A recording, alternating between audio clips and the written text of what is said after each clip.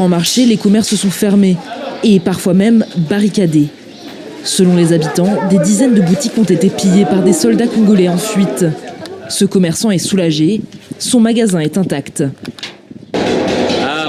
Les boutiques qui ont été pillées, c'est surtout celles où l'on vend des téléphones, des habits, des mallettes. Depuis une semaine, les combats ont repris dans le territoire de Lubero.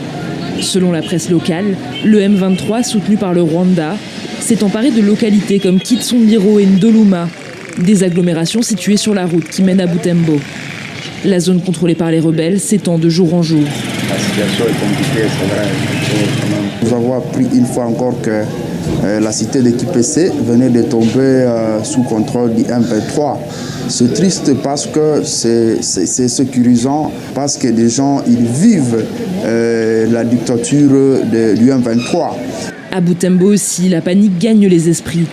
Dans cette grande ville commerçante, certains marchands vident leurs magasins par peur des pillages. On ne va pas demander à la population d'ouvrir, mais ils observent d'abord avant qu'ils ne puissent ouvrir leur boutique. Vous savez, les forces loyalistes sont là, en train de sécurité. L'ennemi ne tombe pas. Plus au nord encore, à Beni, des soldats ougandais ont été aperçus partant en direction de Lubero.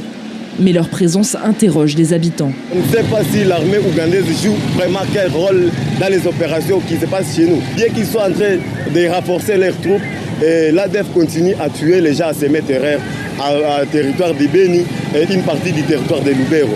Les agresseurs du M23 continuent à progresser sans être arrêtés. Donc on est en train de se demander, réellement, ils sont là pour nous aider ou alors ils ont un autre agenda, un agenda caché.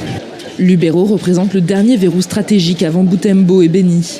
Sa prise pourrait bien sceller le sort du nord de la province, tandis que ces derniers jours, des affrontements ont également éclaté dans le sud, dans le territoire de Massissi.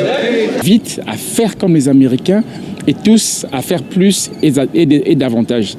Dans tous les cas, ce qu'il faut obtenir, c'est la fin des hostilités, c'est le retrait du Rwanda et du M23 de l'entièreté du territoire national.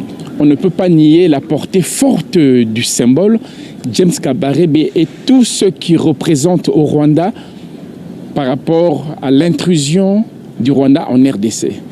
Et donc ce choix des États-Unis est vraiment emblématique. Qui est